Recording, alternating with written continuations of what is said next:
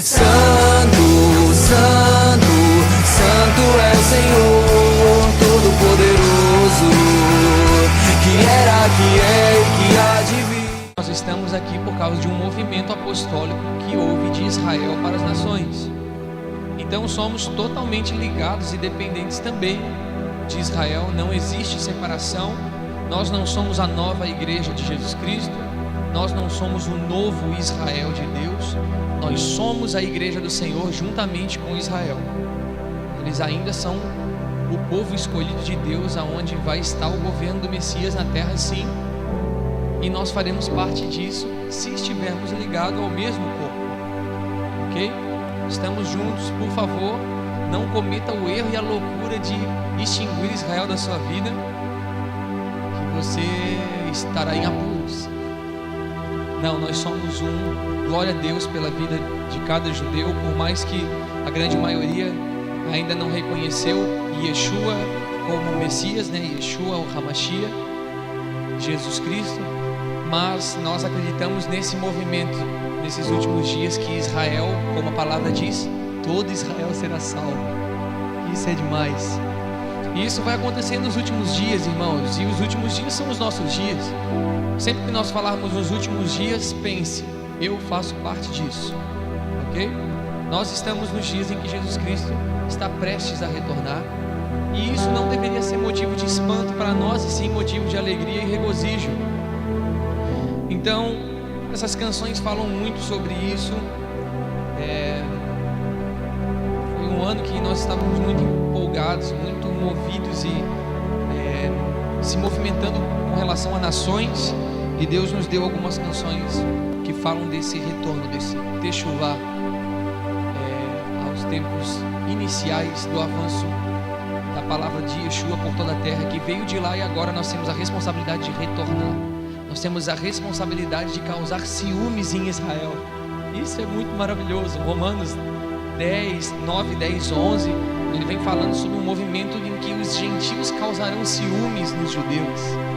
E isso é incrível, porque eles negaram o Messias, eles negaram o Yeshua, não o reconheceram como Messias. E nós temos o poder, pelo amor de Deus no nosso coração, o amor pelo noivo, o amor pelo Messias, por Yeshua, e pelo cumprimento da sua palavra. E aí vem a parte mais interessante, porque todo judeu é muito cumpridor das leis de Deus. Tem as leis de Moisés como sagradíssimas, e eles olharão para nós, verão cumpridores dessa mesma lei, só que agora no nosso coração, e fazendo isso com amor e não como uma mera obrigação.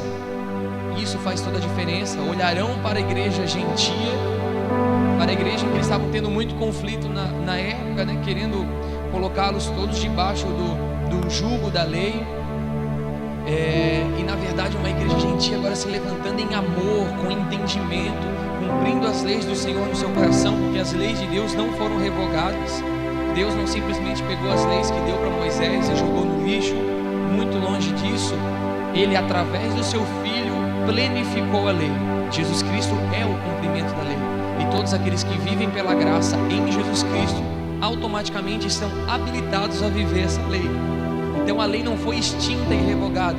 Agora, através de Jesus Cristo, com amor em nossos corações e com ela nos nossos corações, nós estamos aptos a cumprir aquilo que o povo de Israel não conseguiu, porque precisava de um fator: Jesus Cristo.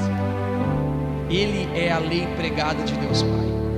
Ele é aquele que ensinou para os seus discípulos e para os seus seguidores como a lei deveria ser vivida na íntegra. Amém? Então depois nós convidamos você para ir lá atrás. Tem algumas camisetas que a gente trouxe de lá, alguns livros e CDs também de pregação, se você quiser ouvir um pouco mais do que a gente tem para falar. Dá um pulinho lá depois, amém?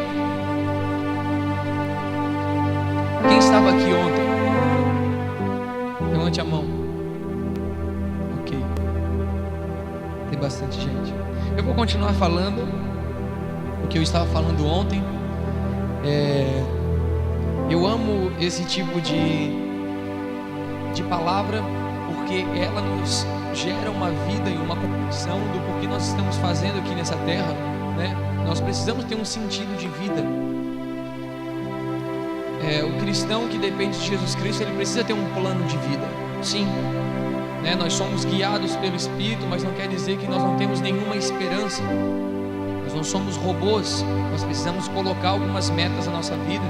E quando nós entendemos o verdadeiro propósito e plano de Deus, nós começamos a pensar: uau, eu faço parte desse plano.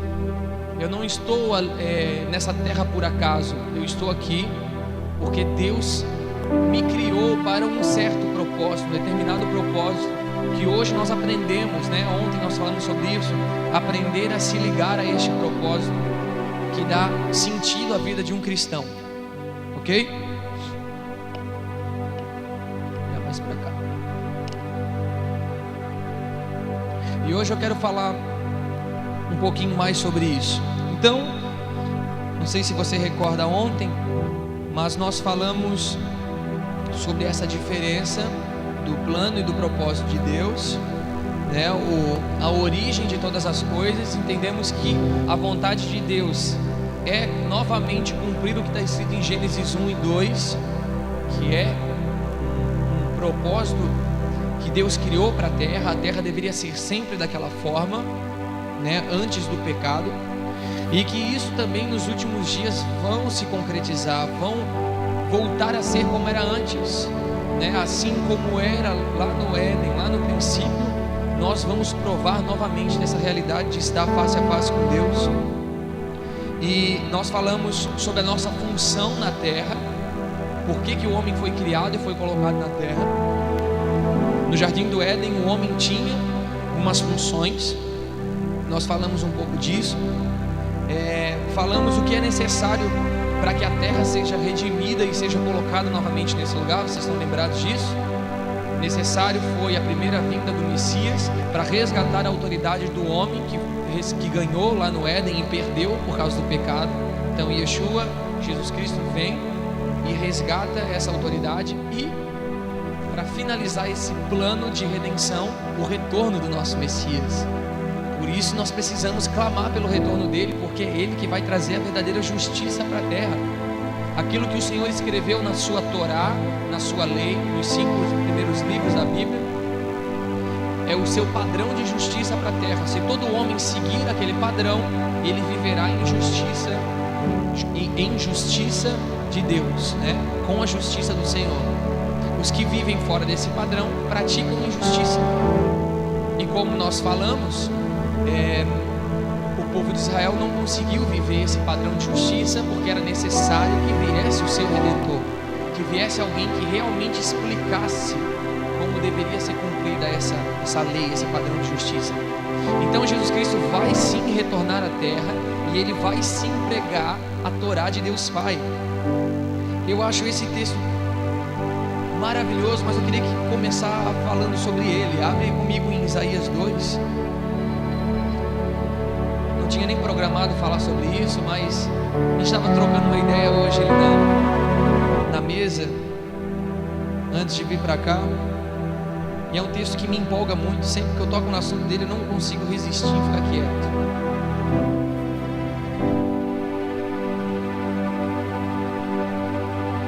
Olha que coisa mais linda. Esse é um texto que fala da glória futura de Israel. E nós sabemos que glória futura fala de Israel governando sobre todas as nações da terra através do seu rei. Quem é o rei de Israel? Quem? Jesus, Yeshua, o Filho de Deus, instituído rei de Israel. Olha que legal, Isaías 2, no versículo 2. Nos últimos dias, olha, quem é que está nos últimos dias? Nós, lembra? Últimos dias, remete a nós. Acontecerá que no monte da casa do Senhor, onde é esse monte? Monte Sião. No monte da casa do Senhor será estabelecido no cimo dos montes, e elevará sobre os outeiros, e para ele afluirão todos os povos. Está dizendo que todos os povos virão ao monte do Senhor. Irão muitas nações e dirão: vinde e subamos ao monte do Senhor, a casa de Deus de Jacó, para que nos ensine os seus caminhos e andemos pelas suas veredas. porque de Sião sairá a lei e a palavra do Senhor de Jerusalém. Ele julgará entre os povos e corrigirá muitas nações. Estes converterão as suas espadas em relhas. Fala de um contexto de guerra dos últimos dias, sendo convertido em relhas, em trabalho, cuidado da terra. Será que lembra um pouquinho do Éden? E de relhas de arado e as suas lanças empodadeiras. Uma nação não levantará a espada contra outra nação, nem aprenderão mais guerra. Vinde, ó casa de Jacó, e andemos na luz do Senhor. Diz um contexto em que a lei do Senhor, de Sião sairá a lei para as nações. Novamente o governo de Yeshua será estabelecido agora, no alto de Sião, em Israel, em Jerusalém, e dali a sua glória será fluída para todas as nações. Essa lei de Deus, esse padrão de justiça será pregado em todas as nações. E aí entra nós, um contexto de corpos glorificados, né? Falamos bastante disso ontem, de um reino milenar, um governo do Messias. Isso está falando da glória de Israel, porque hoje Israel não está em glória. Israel ser estabelecido novamente como um estado ainda não é a sua glória. Israel tem muito claro na sua cabeça que a sua glória virá com o Messias. Lembra que eles ainda estão aguardando o Messias? Lembra que Israel ainda não reconheceu Jesus Cristo como seu Messias? Eles estão aguardando o seu Messias. Então eles entendem e têm isso muito bem definido, que a sua glória virá quando o rei prometido a Davi virá reinar. E é sobre isso que eu quero falar um pouquinho nessa noite, para a gente finalizar, mesmo que de uma forma breve, mas um pouco de fundamento com relação ao altar da adoração e o nosso papel com esse altar. Nós precisamos nos encaixar nisso. Amém? Deu para relembrar um pouco? E nós finalizamos ontem dizendo que nós precisamos ter uma viva esperança, uma convicção, para que nos últimos dias nós não venhamos perecer, nós não venhamos apostatar a nossa fé, nós não venhamos ser iludidos por ensinos errados, por falsas profecias, por falsos ensinos, que isso já tem por aí. Quantos falsos ensinos têm sido pregados somente na nossa nação? Quem diria em todas as nações da terra? Quantos homens estão levando o povo de Deus para um caminho que não é para os pés da cruz, para um caminho que não é para os pés do Messias? Quantos homens estão levando pessoas e mais pessoas a hoje terem a ilusão de que estão vivendo uma vida boa, ou que estão buscando uma vida boa nessa terra? Irmãos, não existe alegria enquanto o nosso esposo não retornar. O esposo da igreja é Jesus Cristo. Não existe alegria enquanto ele não retornar e vir reinar conosco. A nossa esperança está no Messias. A terra como está, não está da forma que Deus deseja que ela venha estar, como era lá no princípio. Lembra? O padrão era um padrão perfeito. Homem e Deus andando no jardim em comunhão. Isso foi arrancado de nós por causa do pecado do homem. E se por um homem entrou o pecado em a morte, logo todos pecaram. Todos estão em cativeiro nessa morte, até que venha o Messias e nos liberte. E isso aconteceu na sua primeira vinda. A sua graça, o seu sangue nos cobriu, o verdadeiro sacrifício nos tirou dessa realidade de pecado e já nos colocou em um lugar de realeza que nós podemos viver hoje. Hoje nós podemos ser reis e sacerdotes na terra, nos movimentando dessa forma, para que quando Ele retorne, Ele nos eleve nesse lugar de governo. Apocalipse 5, 9 e 10. Nós falamos disso ontem, nós fizemos hoje o nosso turno em cima desses textos. Ele nos constituiu reino e sacerdote, e reinarão com Ele para sempre. Aonde? Na terra. Apocalipse 5, versículo 10. Então, nós precisamos ter essa convicção e essa esperança no nosso coração. O Senhor falou em Mateus 9 que chegariam tempos em que nós jejuaríamos e iríamos prantear. Lembra quando ele é questionado, por que não jejuam os seus discípulos e tal? E Jesus fala: enquanto o noivo está na festa, existe alegria, não é necessário jejuar, nós temos que festejar. Mas chegará o dia em que será tirado o noivo de vocês, e aí sim jejuareis e pranteareis, porque a alegria foi tirada de você. Imagina, né, um contexto de um casal, uma esposa que está separada para o casamento, uma noiva, e é tirado o seu esposo, e ela fica aguardando o retorno do seu esposo para o casamento, né? Vamos trazer para o nosso contexto. Alguém que está pronto para casar, que é noivo. Tem alguém aqui que é noivo? Você já imaginou tirar o seu esposo, o seu futuro esposo de você, e você ter que aguardar um tempo que você não sabe quando ele retorna? Sem dúvida vai vir uma tristeza gigante sobre ela, viria um desespero sobre ela em retornar o seu esposo para o casamento. Essa deveria ser a situação da igreja de Jesus Cristo, um desespero, uma angústia. Nós não estamos em tempos de alegria, irmãos, nós não estamos em tempos de festa, nós estamos em tempos de angústia pelo nosso amado. Cantares, o livro de Cantares fala muito sobre isso, de uma mulher desejando o seu amado vir. Esse deveria ser o contexto da igreja de Jesus Cristo em toda a terra. Ao invés de cantar, se alegrar, é óbvio, né? Nós temos esses momentos, mas não é pleno, porque pleno será quando o nosso amado estiver conosco. E ele vem com toda uma promessa que nós começamos falando ontem, uma promessa de governo, uma promessa de reino, uma promessa de uma boda, de nós estarmos com ele nas bodas do Cordeiro, reinando durante 1000 anos. Pensa numa lua de mel maravilhosa, 1000 anos de lua de mel, irmãos.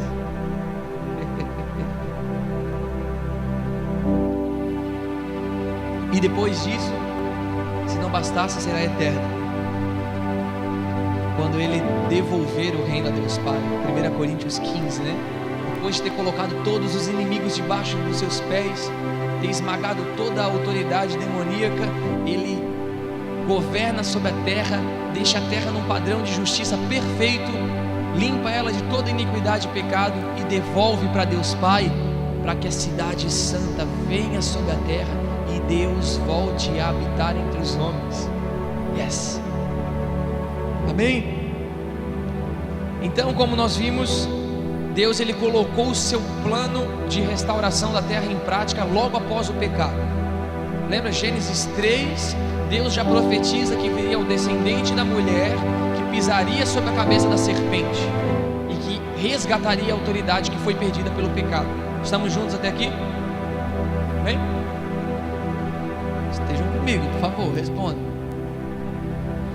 Então, para que isso venha acontecer, o que? A terra volte ao seu padrão de origem. Amém? Vamos lá.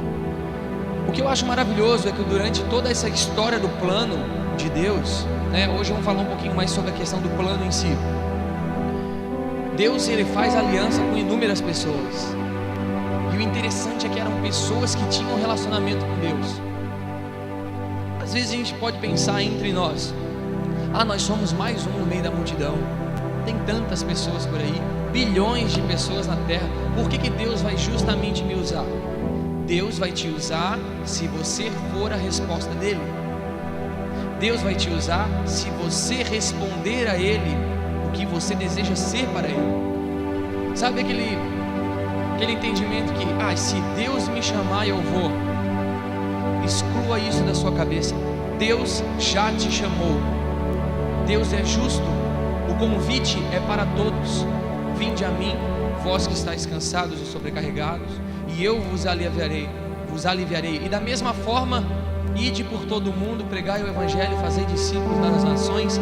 É um convite para todos. O que vai fazer de você ser usado por Deus, ser grande no seu reino, é a resposta que você dá com relação à ordem do Messias. Se nós cumprirmos a sua palavra cumprimos os seus mandamentos, amamos o Senhor, damos uma resposta à sua ordem, seremos usados nessa terra. Então você será distinto dos 7 bilhões de pessoas, eu acho que tem na terra hoje, né? Uau, são 7 bilhões. Se você olha a palavra de Deus, Deus chamava os homens de intimidade pelo nome. Ele fazia alianças com homens específicos que deram uma resposta àquilo que Deus tinha naquele tempo. Onde estava no meio de uma geração corrupta, cheia de pecado, se levantava homens com padrões de justiça, que era a palavra de Deus, o relacionamento com Deus. Como viver uma vida de padrão de justiça sem relacionamento, irmãos? Não existe. Você só conhece o seu Deus se relacionando com Ele. Então mudamos o panorama, mudamos esse entendimento de sou ou não sou usado por Deus. Você será usado por Deus se você der uma resposta para isso. Nós somos o primeiro a dar o passo. Eu gosto de citar um exemplo, que é o seguinte: Deus gosta de bons funcionários. Eu trabalhei durante muito tempo em uma empresa de logística e trabalhei muito, era muito dedicado nisso, até o dia que Deus me chamou de fato. Foi algo particular que aconteceu comigo. Eu tive a experiência de ouvir a voz do Senhor de uma forma audível, e isso não é motivo de orgulho. Uau, ele ouviu a voz de Deus. Isso deveria ser motivo de vergonha. Sabe por quê? Deus estava me chamando há muito tempo e eu resistindo até o momento em que Ele teve que intervir de uma forma física, em que me arrepiou dos pés à cabeça, e eu falei: uau, eu não posso retroceder agora. Ou vai ou racha, sabe aquele lance? Então isso não é motivo. Uau, ele ouviu a voz de Deus. Cara, não peça esse tipo de sinal. Obedeça por fé. Bem-aventurados são os que creram e não viram. A essência do Evangelho está nisso, em você crer sem vê-lo. Nós hoje cremos em um Evangelho que está escrito numa palavra que você não faz ideia se existiu, certo? Mas você prova das grandezas de Deus porque você crê naquilo que está escrito. E você começa a ter relacionamento com Deus porque você diz: sim, Senhor, eu me posiciono e acredito na sua palavra. E Deus fala com você, e mais louco é você dizer para os outros que Deus fala com você. As pessoas falam: como assim Deus fala contigo? Coisa mais maluca. Porque você deu um passo. Até o momento em que eu cheguei naquela empresa e falei: Deus me disse para mim me separar para Ele. E o meu patrão falou: não, cara, você é um bom funcionário, eu não queria te perder, vai ficar um buraco muito grande na empresa, é um setor que é difícil de conseguir alguém com responsabilidade. Aí eu virei para ele e falei: e Deus não gosta de bons funcionários? Deus não gosta daqueles que trabalham com todas as suas forças? Deus ama bons funcionários. Meus irmãos, Deus não tem comprometimento com malandro. Deus não tem comprometimento com missionário que vai ficar o dia todo em casa assistindo televisão e à noite vai para o culto e diz que é missionário integral. Cedo ou tarde você vai voltar para a sua realidade de uma forma muito pior, frustrado. Deus tem comprometimento com homens que gastam a sua vida por Ele. Eu tenho uma convicção no meu coração. Eu mudei de um serviço e eu fui para um outro que eu tenho que me dedicar muito mais. Hoje, meus irmãos, eu não trabalho em horário comercial. Eu não tenho mais tempo. Acabou a vida para mim, entende? É de manhã, é de tarde, é à noite, é de madrugada. A hora que Ele me chamar, eu preciso estar pronto. Esse é o meu patrão. Então, se você quer viver integralmente com o ministério, boa sorte, irmãos. Ele vai acabar com a sua vida. Ele vai acabar com os seus sonhos terrenos. Porque Deus trabalha de uma forma e de um pensamento que é muito mais elevado que os nossos.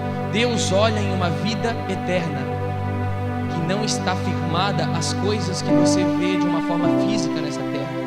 Ele trabalha de uma forma sobrenatural e eterna. E isso vai custar o seu tempo e vai custar a sua vida.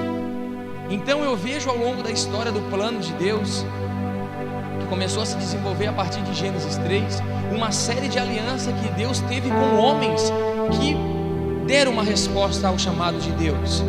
Bateram no peito e falou: eu sou esse cara. Mas teve uns que são meio medrosos, teve uns que: Deus, será que eu vou? E Deus falou: ser forte e corajoso. Bora, rapaz, deixa de ser molenga, deixa de ser frouxo, esse serviço é para ti, vamos embora. Mas eram homens que, pense no contexto, deixaram a sua vida, né? Eu não sei onde que a gente estava conversando, que a gente citou o exemplo dos discípulos. Jesus passou por eles e falou: segue-me. Jesus não chegou e falou: segue-me, daqui mês que vem eu passo para buscar vocês. Era na hora, irmãos.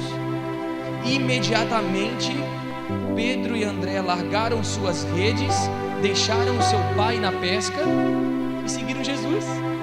Deixaram tudo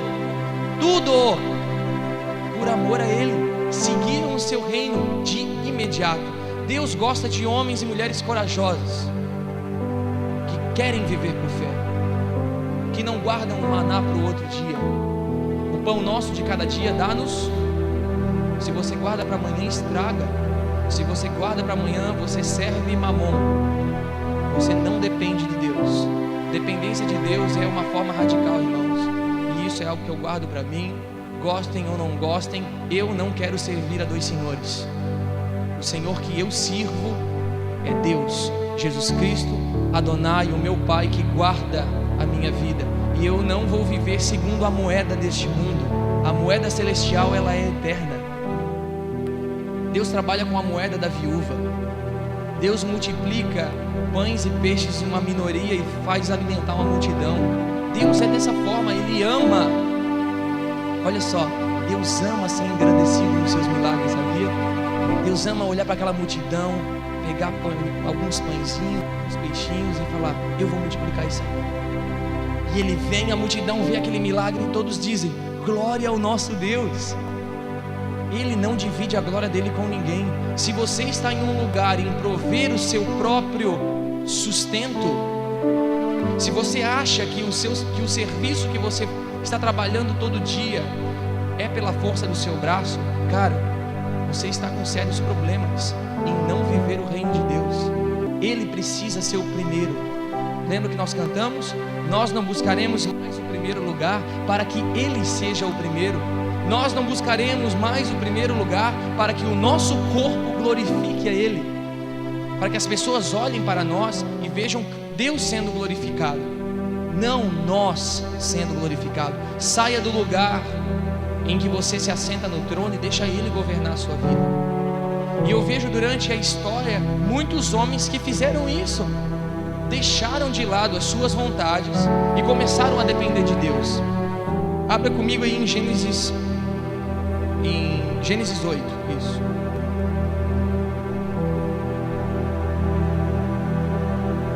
Às vezes quando nós falamos assim, muitas pessoas falam: ah, meu Deus, Leonardo, o Léo, o pessoal que anda com eles são muito radicais, pregam contra serviço, contra a faculdade. Vocês estão malucos. Deus ama o serviço, irmãos. Deus ama o serviço. No início, lembra que a gente está falando do princípio? Deus deu serviço para Adão. O serviço é bom para o homem.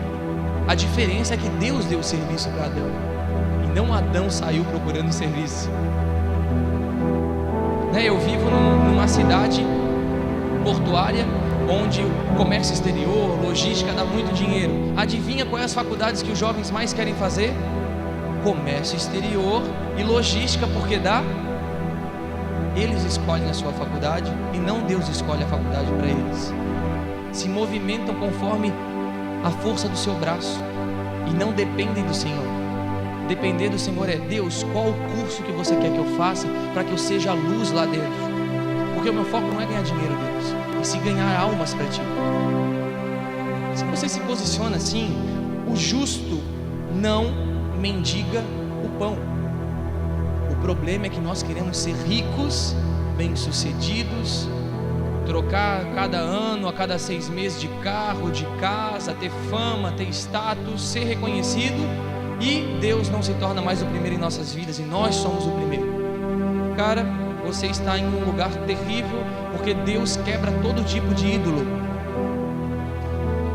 Saia do lugar que é devido a Deus. Amém? Vamos lá. Nem comecei. Aleluia. Senhor, nos dá graça. Venha remir o templo, não só o altar. Vamos orar para parar o tempo. Vamos. É só tirar a pilha do celular, tirar a pilha do relógio. Vamos lá. Em Gênesis, no capítulo 8, começa falando, eu vou falar sobre algumas alianças que são as mais conhecidas na Bíblia, de homens que se posicionaram e que mudaram o curso da história. Esse é o naipe que eu quero falar nessa noite. Pessoas que mudam o curso da história, ok? Homens que se posicionaram em Deus, ouviram a voz de Deus e obedeceram, né? A palavra chamar é ouvir, ela tem dois significados: ouvir e obedecer, na mesma palavra. Chamar é você ouvir e automaticamente obedecer. Nós sempre pegamos muitas vezes primeiro significado e esquecemos do segundo. Quando Deus usa essa palavra, é que Ele quer uma obediência imediata. Ele quer sim, Senhor. Se Ele é teu pai, sabe aquele lance que o pai fala para o filho: filho, faça isso. E o filho pergunta: por que, pai? Sim, porque eu quero. Não acontece isso muitas vezes, que os pais têm que colocar algo, porque o filho, se você explicar para ele, ele não vai entender. E Deus, muitas vezes, por misericórdia, Ele não conta o que vai fazer conosco para que nós não venhamos desistir. Se Deus contasse, irmãos, tudo o que Ele já fez na minha vida e o que Ele vai fazer, eu tinha corrido, eu tinha fugido disso. Loucura que Ele fez comigo. Só que hoje eu penso, imagine se eu dissesse não aquele dia. Porque nos custa, porque a nossa carne, ela pende para um outro lugar. A nossa carne quer ir para o outro lado, enquanto o nosso espírito está puxando para perto de Deus e fazer a vontade de Deus. A nossa carne quer saciar a nossa vontade. Então, se Deus falasse naquela época tudo que Ele iria fazer, e Ele vai fazer muita coisa ainda. Estou muito novo, Jesus ainda vai voltar daqui a alguns anos. Pelo menos 7 está garantido que Ele não veio ainda. Eu teria desistido, mas não. Hoje eu estou aqui porque o Senhor me deu uma ordem, eu obedeci, e ao longo dessa caminhada Ele foi me revelando o propósito que Ele tinha para mim. E assim é com todos nós. Assim foi com esses homens que viveram por fé. Abraão, o pai da fé, não poderia ver com seus olhos a promessa, mas acreditou na palavra do Senhor e obedeceu. A primeira aliança que eu quero falar é a aliança que Deus fez com Noé, ok? Em Gênesis 8, do versículo 20 ao capítulo 9, versículo 17, fala de uma aliança que Deus fez com Noé. O que foi essa aliança? Eu vou resumir. Se a gente ler todos esses textos, a gente vai embora tarde hoje.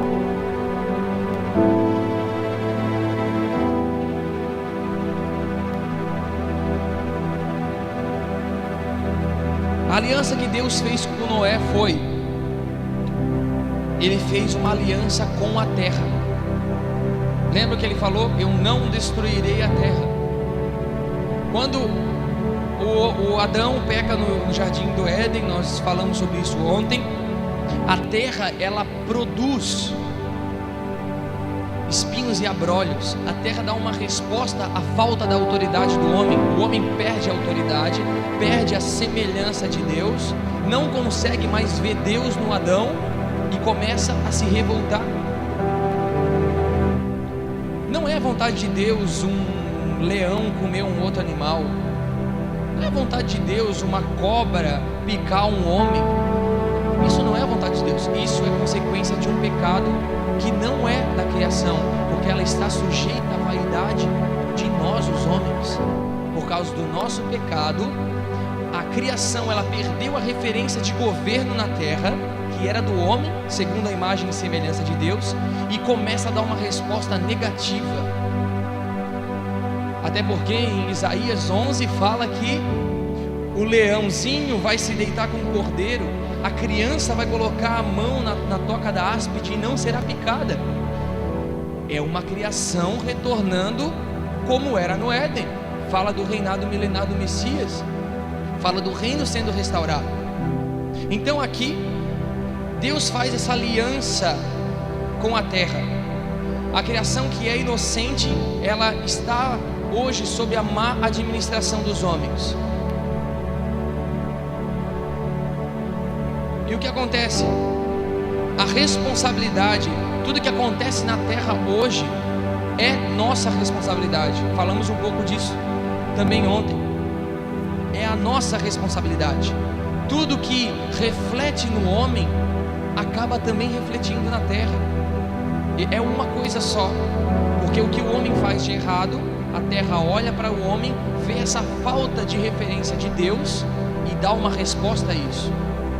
Nós falamos ontem que a terra foi feita para ser a habitação do homem e ser governada sobre o homem.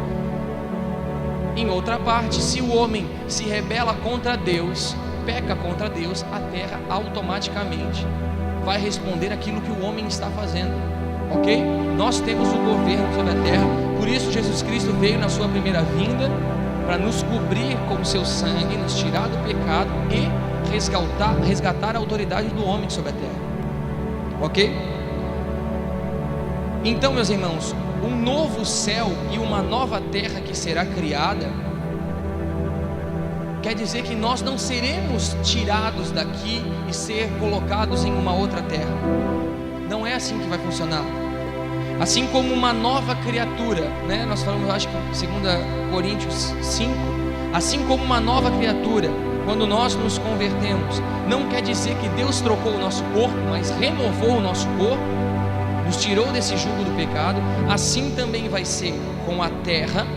Não haverá uma recriação, mas uma renovação, uma restauração, uma transformação de todas as coisas. Deus nos livrou do pecado e nos transformou de uma velha criatura para uma nova criatura. Ele não nos matou e fez nós nascermos de novo.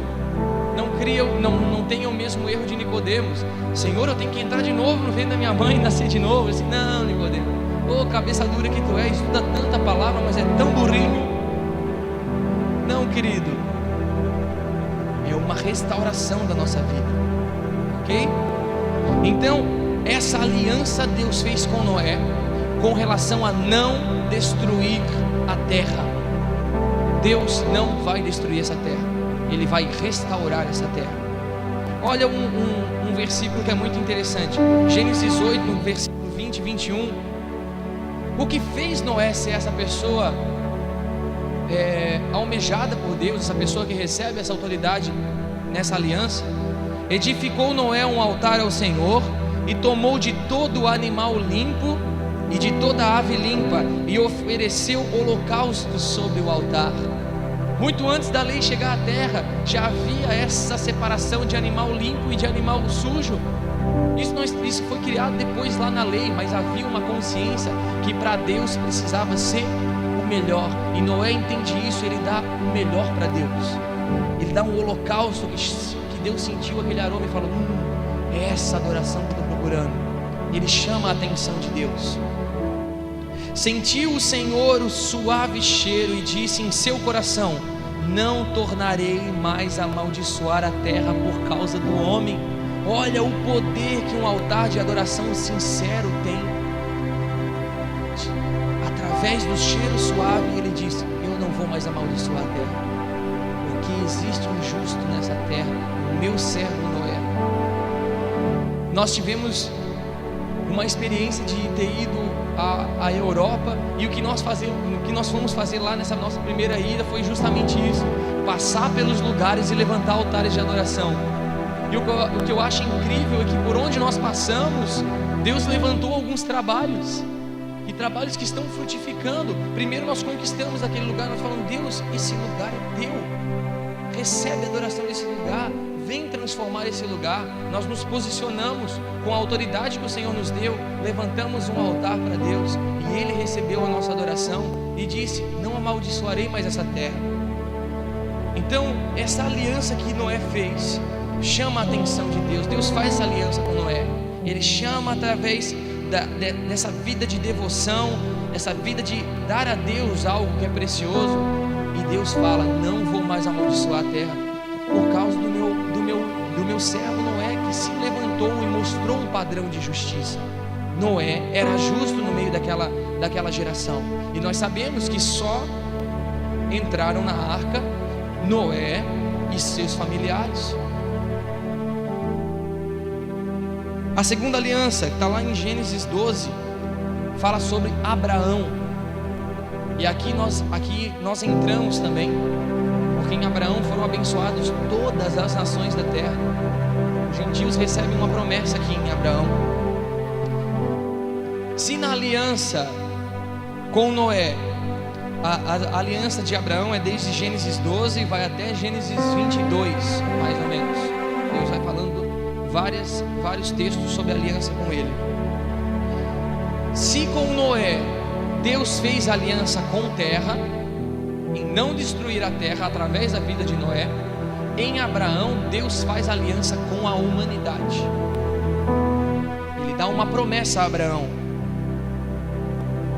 Antes a intenção de não destruir a terra, em Abraão ele revela a intenção de liberar uma bênção sobre a terra e restaurar todas as coisas. Essa aliança com Abraão funcionou assim. Então, em Abraão, Deus começa a mostrar o foco da identidade da família, que através dele viria o Redentor, de Abraão, Isaque e de Jacó, que se tornou Israel. Ele sinaliza uma aliança com a humanidade, da onde viria o Redentor da terra. Deus, aquilo que ele prometeu lá em Gênesis 3, ele começa a traçar uma linha, um plano por meio das gerações, de acordo com a resposta que os homens estavam dando a ele em fazer alianças, até chegar o momento em que o Messias viria à terra para começar a colocar a primeira etapa do plano dele em prática.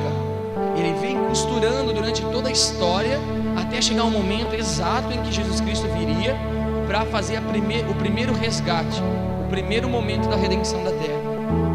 Então vem Abraão, Isaque e Jacó, e então é revelado a família, a linhagem familiar, da onde o rei que foi prometido a terra que viria da terra de Canaã. Abraão, eu lhe darei uma terra da onde virá o teu descendente. Deus já falou que o descendente da mulher lá de Gênesis 3 viria da terra de Canaã, a terra de Israel, da onde veio o Messias. Gênesis 12, versículo 7, olha o que diz: apareceu, porém, o Senhor a Abraão e disse: a tua semente eu darei esta terra. Abraão, pois, o que ele fez? Edificou ali um altar ao Senhor que lhe aparecera. Esses homens normalmente sempre levantavam altares de adoração. Era a forma de expressar a gratidão deles a Deus, chamar a atenção de Deus. E ele diz que a esse descendente ele daria a terra prometida, ele viria dessa terra. E nós sabemos que Yeshua, Jesus Cristo, foi um judeu, veio da terra de Canaã, que se tornou futuramente Israel. Estamos juntos? A terceira aliança fala sobre Moisés. Está em Êxodo 19, do versículo 1 até o capítulo 24, no versículo 18. Foi o período em que, nesses capítulos abrange o período em que Moisés subiu o Monte Sinai e recebeu a lei de Deus naquele lugar e recebeu a aliança. Mas resumindo, está em Êxodo 19, do versículo 1 ao 9.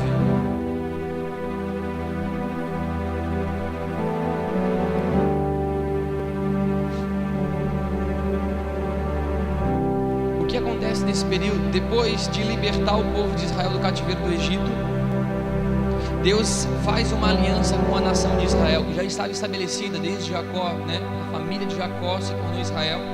E no Egito já era uma nação que estava em cativeiro no Egito, debaixo do governo de Faraó. Então Deus entra em aliança com essa nação lá no Monte Sinai, e isso é chamado de Velha Aliança, a Antiga Aliança. O momento em que Israel recebe a lei é chamado de Velha Aliança, porque uma nova aliança foi estabelecida, e hoje nós vivemos nessa nova aliança, que foi através de Jesus Cristo. Mas antes eles estavam em uma Velha Aliança. E ele disse que seria o seu Deus e que eles seriam o seu próprio povo, um povo de propriedade exclusiva. Está em Gênesis, em Êxodo 19, versículos 5 e 6, que eles seriam um reino de sacerdotes. Essa promessa de Apocalipse 5:10, que foi dado a toda a terra, primeiramente foi dado ao povo de Israel, uma nação que foi separada no meio de um contexto de toda a terra que estava em corrupção e em idolatria. Deus separa um povo para ser o reino dele, e através desse reino ele levaria a sua palavra e evangelizaria as nações novamente. Por isso Israel é amado pelo Senhor, porque foi um povo que naquele período foi separado para isso, ser um reino sacerdotal. Êxodo 19, oh meu Deus, Êxodo 19, 5 e 6. Agora, pois, se diligentemente ouvirdes a minha voz, ao Shema aqui, ouça, guarde, ouça, obedeça, e guardardes a minha aliança, então sereis a minha propriedade peculiar dentre todos os povos, porque toda a terra é minha. Vós me sereis reino de sacerdotes, nação santa. São estas palavras que falarás aos filhos de Israel. Então, o que acontece nessa aliança? Deus estabelece um tabernáculo. Aquilo que não acontecia desde do Gênesis, quando Deus estava com o homem no jardim, em Moisés ele estabelece uma aliança e diz: eu quero habitar no meio do meu povo. Deus novamente desperta uma saudade na humanidade de todas as histórias que o povo de Israel já tinha ouvido até então, em que Adão estava com Deus, falava face a face com Deus. Agora ele diz: a forma que eu quero trabalhar com este povo é eu habitando no meio dele. Então eu quero que vocês se preparem um tabernáculo, e você sabe que o tabernáculo foi feito da forma de Deus. Ele estabeleceu, ele disse quais rituais deveriam ser feitos, e muitas vezes, e nos tempos de Jesus, o povo já estava fazendo de uma forma automática, muitas vezes sem entendimento, entrando naquele contexto de Deus como um pai falando: faça. Por que, Senhor, eu faço isso? Faça. Deus estabelece algumas leis para os judeus que eles não entenderam, e nós também, para nós não faz sentido nenhum, mas Deus manda o povo para que eles aprendam um princípio de obediência, de depender de Deus. Deus de fato estava ensinando uma criancinha pequena a andar nos seus caminhos. Então ele faz essa aliança com Moisés, que ela está firmada no que? Quero habitar no meio do meu povo, voltando a ser como era lá no princípio. Agora ele deseja estar no meio de Israel, e ele monta um tabernáculo, faz todo um cerimonial para que ele descesse com a sua glória e o povo recebesse diretamente dele os caminhos que eles deveriam seguir na terra. E como o pastor abriu aqui o culto, ele fez esse convite para a nação inteira. Só que a nação teve medo, porque Deus é santo, irmãos. Ele é puro, e quando nós vemos a santidade dele, isso nos coloca em um lugar de grande temor. Só que o povo, como era um povo pecador, não queria se transformar, ser purificado, não teve somente temor, mas teve medo de morrer. Porque ele diz: Moisés, fale você para que nós não morramos. E Moisés, muito bonito e formoso, sobe o monte e fala face a face com Deus, cara. Isso era para toda a nação de Israel. Ele desejaria que todo o povo se achegasse a ele. Então a essência dessa aliança está nisso, de Deus dar uma lei para Israel, para que eles andassem nos caminhos do Senhor, para que Deus, sim, da sua forma, viesse à terra e novamente tabernaculasse com os homens. E o que acontece? Nós sabemos que durante essa história, Israel não conseguiu alcançar esse nível de excelência. Eles não conseguiram andar nesse padrão de justiça, porque faltava o cumprimento dela de uma forma completa, em que Yeshua, Jesus Cristo, viria à terra e ensinasse a lei do seu Pai da forma como ela realmente foi escrita, conforme a intenção que Deus tinha de passar para o povo. E eles interpretaram de uma forma legalista, e não com ela no seu coração. Então o que acontece? A lei para Israel serviu como tutela, como uma guarda, para que Deus pudesse se manifestar no seu Redentor e estabelecer uma nova aliança. O livro de Gálatas, no capítulo 3, versículo 23, diz o seguinte: mas antes que viesse a fé, estávamos guardados debaixo da lei, encerrados para aquela fé que se havia de revelar. Antes que a fé viesse, eles estavam guardados como numa tutela da lei. Deus falou o seguinte: cara, esse povo, se eu deixar da forma que está, vai se perder. Então eu venho com uma lei, eu intervenho, coloco um padrão de justiça e guardo eles até o momento em que Jesus Cristo viesse à terra para redimi-los. A lei de Moisés serve para isso. Se não viesse a lei naquele momento, não existiria a raça humana na terra. Você já imaginou o povo vivendo sem o não matarás, não adulterarás, não levantarás falso testemunho, não terás outro Deus além do Deus de Israel? A terra teria se acabado. Mas Deus, ele impõe uma lei para guardar o povo de Israel até o momento em que o Redentor se manifestasse, e agora, através da fé de Jesus Cristo, eles fossem salvos desse cativeiro do pecado. Então todo judeu que não reconhece Jesus Cristo tem o sentimento de não ter a remissão dos seus pecados, porque no tabernáculo a remissão do pecado era através dos sacrifícios. Se não reconhecem o sacrifício de Yeshua, hoje eles não têm mais templo para sacrificar. De outra forma, estão com pecado neles, têm a ideia de que estão ainda sujos, e nós sabemos que nós recebemos essa redenção através da lavagem no sangue de Yeshua, através da lavagem do sangue de Jesus. Então essa lei, ela serviu para até o momento em que Jesus Cristo se manifestasse. Estamos juntos? O que acontece? Viria uma nova aliança. Deus permanece com essa aliança até o momento em que Jesus Cristo se manifestasse, para que neste período o povo estivesse guardado, fosse um povo separado. E até o momento em que Jesus Cristo veio à terra, lembra tudo o que aconteceu com os povos. O próprio Israel foi para o exílio da Babilônia, sofreram, mas ainda eles guardavam aquela lei no coração. Eles tinham princípios de Deus, eles lembravam da Torá, eles lembravam dos ensinos da lei de Deus e se mantinham, à medida do possível, se santificando para sempre ter essa essência da palavra ao longo da história. Até os dias de Jesus, debaixo do governo romano, ainda existiam aqueles que guardavam a sua lei, porém estavam vivendo tanto através daquela lei que o Messias veio e não o reconheceram. Os profetas sinalizavam para Yeshua.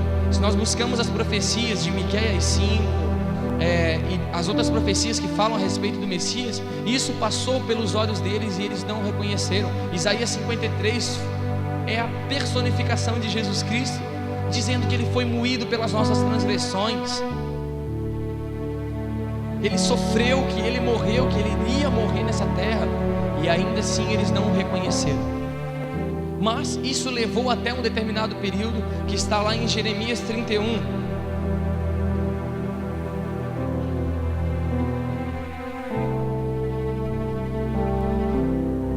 Jeremias 31 diz o seguinte, ele fala da aliança nova que Deus faria com Israel. Eis, aí vem dias, diz o Senhor, em que firmarei nova aliança com a casa de Israel e com a casa de Judá. Guarde isso, uma aliança com a casa de Israel e com a casa de Judá, não conforme a aliança que eu fiz com os seus pais, no dia em que os tomei pela mão para os tirar da terra do Egito, porquanto eles anularam a minha aliança, não obstante eu os haver desposado. Lembram? Eles foram tirados para o casamento, foi um povo separado. Porque esta é a aliança que firmarei na casa de Israel depois daqueles dias, diz o Senhor, na mente lhe imprimirei as minhas leis, e também no coração lhas escreverei, e eu serei o seu Deus, e eles serão meu povo. Então, depois da aliança de Moisés, Deus profetiza uma nova aliança com a casa de Israel, não da forma que foi feita no Egito. Ele não está dizendo que a lei que foi feita no Egito era ruim, irmãos. Ela serviu de tutela, de guarda, até o momento em que a nova aliança fosse estabelecida na terra, através de Jesus Cristo. E agora nós vamos para a última aliança que eu gostaria de falar, que está em 2 Samuel 7. E essa é a mais interessante, pelo menos para mim,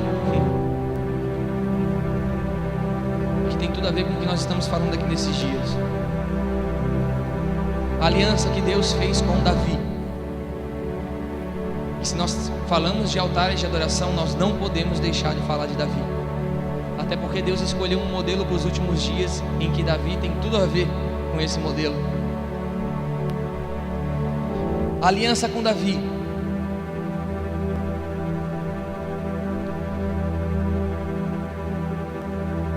Essa aliança, meus irmãos, ela foca de uma forma exclusiva na semente que foi prometida a Adão.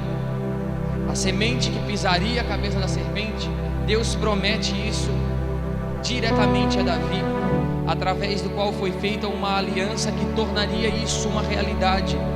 Antes de Jacó morrer, ele profetizou algo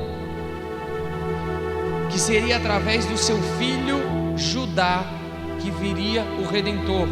Lá em Gênesis 49:10, não precisa abrir, eu vou ler para você, diz o seguinte: o cetro não se arredará de Judá, nem o legislador dentre os seus pés, até que venha Siló. A palavra Siló significa pacificador. Até que venha Siló, e a ele se congregarão os povos.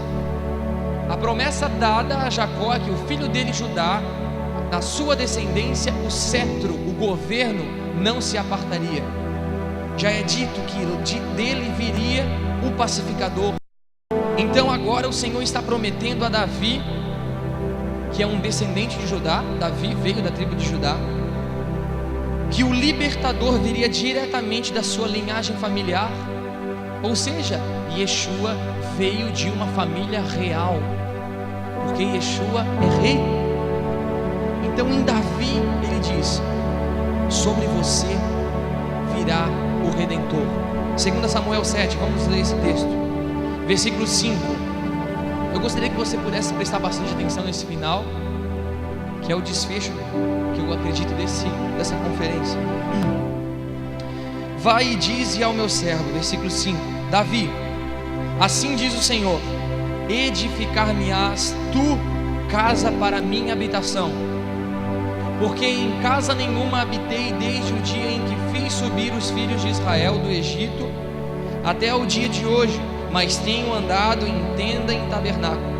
Em todo lugar que eu andei com todos os filhos de Israel, falei acaso alguma palavra com qualquer das suas tribos, a quem mandei apacentar o meu povo de Israel, dizendo: por que não me edificais uma casa de cedro? Lembre que esse é um contexto em que Davi falou: eu moro em casa de cedros e o meu Senhor habita em tenda, eu vou edificar para ele uma casa. E Deus manda através do profeta falar: Davi, quando eu falei com vocês, eu estava habitando em uma casa? Eu não habito em casa feitas por mãos humanas. Versículo 8: agora pois, assim dirás a meu servo Davi: assim diz o Senhor dos exércitos, tomei de trás das malhadas, de trás das ovelhas, para que fosse príncipe sobre o meu povo Israel, e fui contigo por onde quer que andaste, eliminei os teus inimigos diante de ti, e fiz grande o teu nome, como só os grandes têm na terra. Prepararei um lugar para o meu povo, para Israel, e o plantarei para que habite no seu lugar, e não mais seja perturbado. Olha o que ele está dizendo aqui: e jamais os filhos da perversidade o aflijam como dantes, desde o dia em que mandei que houvesse juízes sobre o povo de Israel. Dar-te-ei, porém, descanso de todos os teus inimigos. Também o Senhor te faz saber que Ele, o Senhor, te fará casa. Quem que faz uma casa? Deus lhe fará uma casa. 12. Quando teus dias se cumprirem, ou seja, Davi, quando você morrer e descansares com teus pais, então farei levantar depois de ti o teu descendente, que procederá de ti, e estabelecerei o seu reino. Davi, na sua inocência, achava que Deus estava falando de Salomão, e dá ordem para que Salomão fizesse o tabernáculo, fizesse o templo. E Salomão e Davi mandou que fosse feito da maior excelência. Deus gostou do templo? Sim, irmãos, Ele gostou do templo. Foi feito com uma excelência, foi esplendoroso, foi feito de coração, com as riquezas da nação de Israel. Porém, Deus estava falando de outro descendente, o descendente que foi prometido à mulher. A semente viria de Davi, e este edificaria uma casa para o Senhor, não seu filho Salomão. Vamos continuar. 14.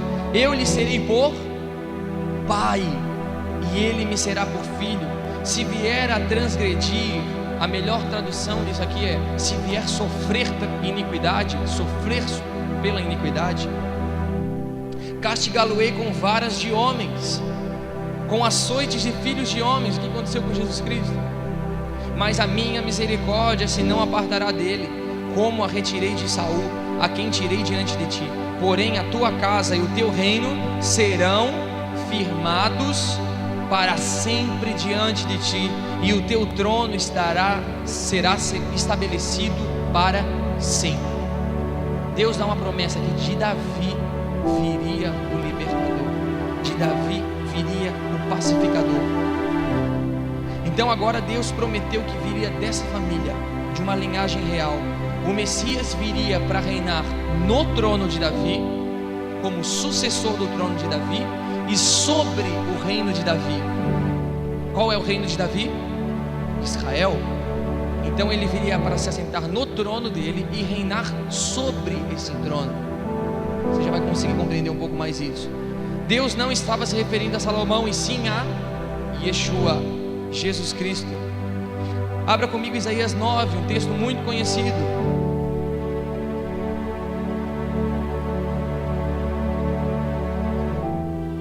Esse texto é lindo.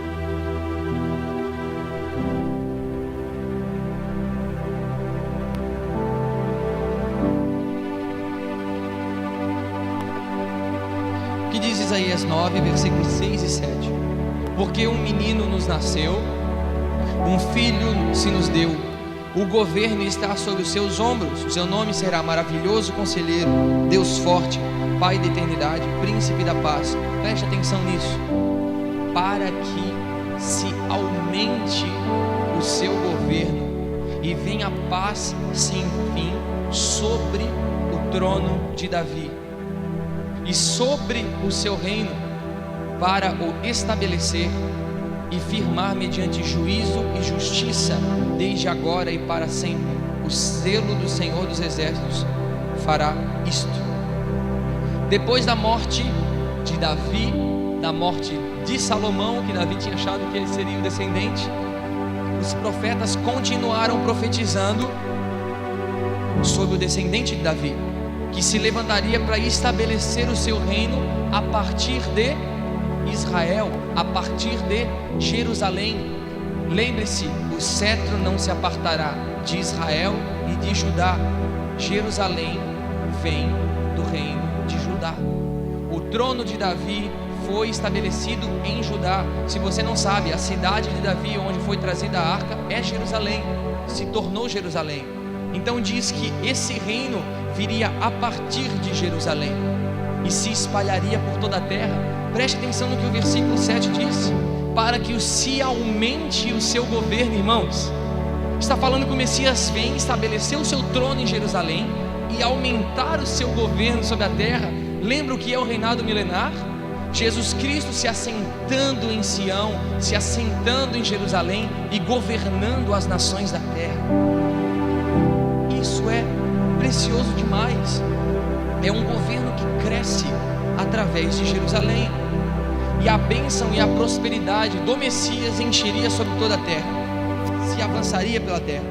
Então, preste atenção nisso: o reino de Deus é o reino de Israel.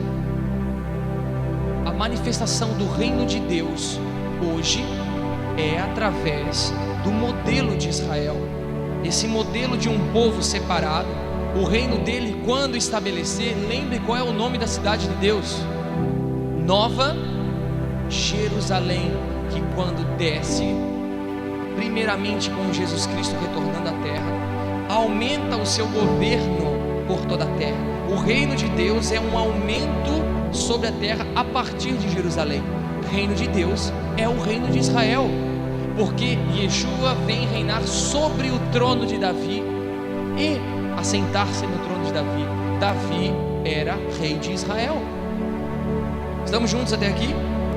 Falta pouco. Então esse domínio se aumentaria. Muitas dessas promessas já teve cumprimentos imediatos, historicamente falando, mas também apontam para o pleno conhecimento no Messias retornando. Quando Yeshua nasceu, acontece um episódio lá em Lucas, no capítulo 2, abra comigo, em que o anjo Gabriel declarou que ele seria o cumprimento dessa promessa de Davi. Lucas 2.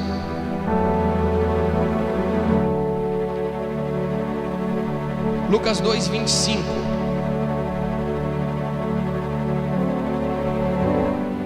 O episódio de Simeão, o velhinho Simeão. Havia em Jerusalém um homem chamado Simeão, 2,25. Homem justo e piedoso. O que ele esperava? A consolação de Israel, e o Espírito Santo estava sobre ele. Uau! O Espírito Santo estava sobre ele antes do Espírito Santo ser liberado pela terra através da ressurreição de Jesus Cristo lá em Pentecostes, Atos 2. Um homem que andava em intimidade com Deus, estava aguardando a consolação de Israel, e Deus de fato deu um presentinho para Simeão, porque ele viu o nascimento do Messias. Ele pôde morrer em paz, vendo a consolação do povo de Israel. Um pouquinho antes, em Lucas capítulo 1, 31. Vamos lá. Lucas 1, 31. Eis que conceberás e darás à luz um filho, em que chamarás pelo nome de Jesus, mais conhecido na sua terra como Yeshua. Este será grande e será chamado Filho do Altíssimo. Lembra a promessa dada a Davi? Ele me terá por pai e eu lhe terei por filho. Deus, o Senhor, lhe dará o trono de Davi, seu pai. Ele reinará para sempre sobre a casa de Jacó, e o seu reinado não terá fim. O que foi prometido a Davi se cumpre em Yeshua, em Jesus Cristo, conforme a Escritura nos diz neste episódio. Enfim, por que estou falando de alianças? Porque a aliança nos revelam modelos. As alianças nos apontam para modelos em que nós precisamos seguir na Bíblia, de homens que se colocaram em lugar de intimidade com Deus. Então, recapitulando, em Noé, Deus trata com a humanidade e guarda a terra da sua extinção. Não será mais destruída a terra, Noé, com essa aliança que eu estou fazendo contigo. Em Abraão, agora ele lida com uma família que vem ser Isaac, e em Jacó, em Israel, ele lida com essa linhagem. Jacó tem 12 filhos, e dos 12 ele afirma que o Redentor viria de Judá. E agora, dentre as famílias de Judá, ele escolhe uma família, a família de Davi, da onde viria o libertador. Então o que eu acho maravilhoso no plano de Deus é que ele vai traçando conforme a resposta dos homens com relação ao seu chamado. Davi foi um homem de expressão. Eu quero terminar essa conferência falando dele, porque ele foi um homem de expressão na palavra. E você sabe que Davi foi um dos caras que mais erraram na história. Se você buscar Davi como um modelo de caráter de homem, ele tinha um caráter falho, porém ele tinha algo em que Deus disse que ele é segundo o meu coração. Ser segundo o coração de Deus é gostar das coisas que eu gosto. Davi é segundo eu. Davi gosta de adoração. Davi gosta de estar comigo. Ele tinha algo no seu coração. Davi era especial, irmãos. E ele, olha só, era pecador como eu e você. Olha só a chance que nós temos de se aproximar de Deus. Davi matou pessoas, ele matou um homem.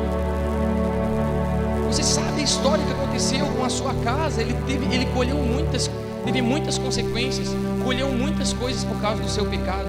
Porém, o seu coração era o coração de um menino que amava estar com Deus, amava estar com o seu pai. E Deus dá uma promessa a Davi e diz: é deste rei que eu levantarei o verdadeiro rei.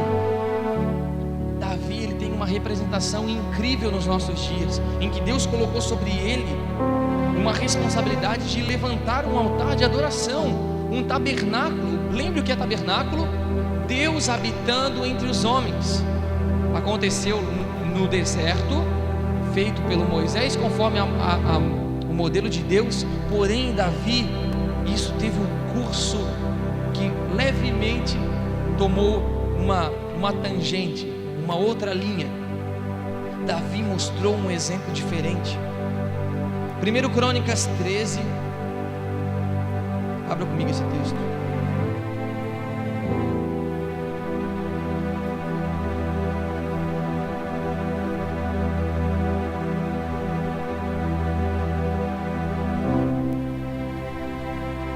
Primeiro Crônicas 13 fala de um episódio. Eu queria mostrar esse modelo para vocês. No versículo 7, versículo 12, perdão. Davi tem um sentimento e faz uma pergunta. Temeu Davi a Deus, e naquele dia ele disse: como trarei a mim a arca de Deus? Davi teme com aquilo que eles estavam carregando. O que fez Davi ter um legado maravilhoso para ser aquele que levantou a descendência do Messias? O que ele fez, irmãos? Pense um pouco. A arca, ela estava na casa de Obed-Edom. A palavra diz que Obed-Edom durante 3 meses foi abençoado. Eles tinham acabado de vir do episódio em que Uzá estende a mão sobre a arca. Acontece aquele episódio em que Uzá, ele é consumido, ele morre ali. Davi fica intrigado com aquilo, ele teme e fala: como que eu vou trazer a presença de Deus? Davi tinha um foco no seu reinado, em que Deus habitasse com ele, em que Deus tabernaculasse com o povo de Israel. Aquela promessa, aquele modelo que foi feito no deserto, ele entendeu aquilo. Ele buscou o governo anterior de Saul, um governo de homens, e tomou aquilo por exemplo. Saul deixou a presença de Deus e morreu pela sua própria espada. O governo entrou em decadência. Eu não posso ser igual a Saul. Eu preciso de Deus habitando no nosso meio, porque o verdadeiro rei de Israel é o Deus vivo, não sou eu. Eu sou um instrumento de Deus para governar essa nação. Cara, Davi entendeu isso. Ele não buscou a glória para si mesmo. Ele entendeu que Deus habitava e que Deus gostaria de estar no meio do povo. Ele era o rei. Então acontece o episódio de Obed-Edom. Ele ouve o que estava acontecendo com Obed-Edom e ele fala: é isso, alguma coisa aconteceu naquela casa. Obed-Edom mostrou algum exemplo. Vamos buscar saber o que está acontecendo. Vamos trazer novamente para a arca de Deus, para a cidade de Davi. Nós queremos trazer ela para cá. A arca estava no meio dos filisteus, estava esquecida lá em Baalá. Saul não tinha mais dado bola para a arca. Ela tinha sido esquecida pelos homens. O que os homens estavam falando? Não queremos Deus habitando entre nós. A representatividade da arca do concerto era Deus habitando entre os homens. O nome era a arca do testemunho. Testemunhava Deus no meio do povo. E Saul negligenciou a presença de Deus e deixou ela esquecida na casa de homens, né? Passou Eli, Abinadab. Mas aqui aparece um modelo. E o que eu acho maravilhoso é o que Davi fez para trazer essa arca. O que Davi fez para trazer essa presença no meio dele. Olha o que ele faz. Então Davi agora ele prioriza a presença de Deus no seu reinado. Ele merece a primazia. O que acontece? Ele traz para a cidade de Davi e com alegria, a primeira coisa que ele faz, ele vem dançando feito louco. Davi entendeu: o nosso Deus está no nosso meio. Israel vai voltar a ter relacionamento com Deus. E ele vem festejando por causa desse episódio. 1 Crônicas 15, um pouquinho para frente. Ele prepara um lugar para essa arca. Fez também Davi casas para si mesmo. Aqui ele faz a casa para ele. E preparou um lugar para a arca de Deus. Ele armou uma tenda. Então disse Davi: ninguém pode levar a arca senão os levitas. Ele busca na lei, conforme Moisés o que deveria fazer, meditou na lei e buscou o modelo. Obed-edom, ele veio do clã de Corá, dos levitas também, porque o Senhor os elegeu para levarem a arca de Deus e o servirem para sempre. Davi reuniu todo Israel em Jerusalém para fazerem subir a arca de Deus ao Senhor em seu lugar que tinham preparado. E eles vêm dançando, se alegrando, ao ponto de Milca olhar para Davi e falar: esse cara é louco, ele é rei e está dançando igual uma criança. Davi não estava preocupado com o que os homens estavam falando para ele. Ele queria adorar Deus. Deus estava voltando a tabernacular com o povo. A essência de toda a criação, as histórias que certamente ele ouviu desde o princípio, de Deus habitando com Adão. Ele falou: uau, Deus está no nosso meio, povo, vamos adorá-lo. Essa é a essência que tinha no coração de Davi. Nos versículos 16 do capítulo 15, disse Davi aos chefes dos levitas que constituíssem a seus irmãos, os cantores, para que com os instrumentos, músicos, com alaúdes, harpas e símbolos, se fizessem ouvir e levantassem a voz com alegria. Começa a se moldar um modelo de adoração diferente de todo o modelo até então. No tabernáculo de Moisés era um homem que entrava perante a presença de Deus para sacrificar pelos pecados do povo. Davi, ele entendeu que a presença de Deus precisava ser contemplada, amada, adorada. E ele usa das artes para começar a adorar o nome do Senhor. Chama os músicos, chama os cantores. Ele mesmo já faz um ministério de dança ali, já vem dançando, já no caminho de Davi, igual um doido. Dança profética de Davi, ministério de poder. Pensa num moleque desengonçado. O que acontece? No versículo 16, versículo 18, vamos lá. E com eles a seus irmãos da segunda ordem, e fala os nomes esquisitos, né? E no final, os porteiros Obed-edom e Jeiel. Ele faz a arca, ele faz a tenda, coloca a arca, músicos, cantores, os adoradores ao redor, e coloca porteiros. Fala de segurança, fala em diante da presença de Deus não entra imundo, não entra homens com sujeira no seu coração. Deus precisa ser adorado com santidade. Ele coloca um padrão novamente. Ele lembrou de como o tabernáculo funcionava nos tempos de Moisés. Um homem que entrava com as suas vestes de linho fino. Olha só, isso parece que tem alguma coisa com relação lá no fim. Homens de linho fino adorando o Senhor perante a nova Jerusalém em Sião. E ele lembra disso e fala: não pode ser de qualquer forma. Coloca os porteiros e só entra quem está habilitado para adorar o Senhor, consagrados de puro coração. Capítulo 16, versículo 4. Diante da arca eles adoravam sem cessar. Designou dentre os levitas os que haviam de ministrar diante da arca do Senhor e celebrar e louvar e exaltar o Senhor Deus de Israel. Versículo 37. Então Davi deixou ali diante da arca da aliança do Senhor Asaf e seus irmãos para ministrarem continuamente perante ela, segundo se ordenara para cada dia. Davi dá uma ordem: a presença de Deus precisa ser adorada incessantemente, 24 horas por dia. Deus precisa ser adorado, precisa ser levantado um modelo de adoração genuína na terra, de homens que gastam a sua vida para estarem perante a presença de Deus, para amarem a presença de Deus. Na cidade de Davi, o livro de Crônicas diz que se ouvia adoração em toda a cidade. Você já imaginou isso?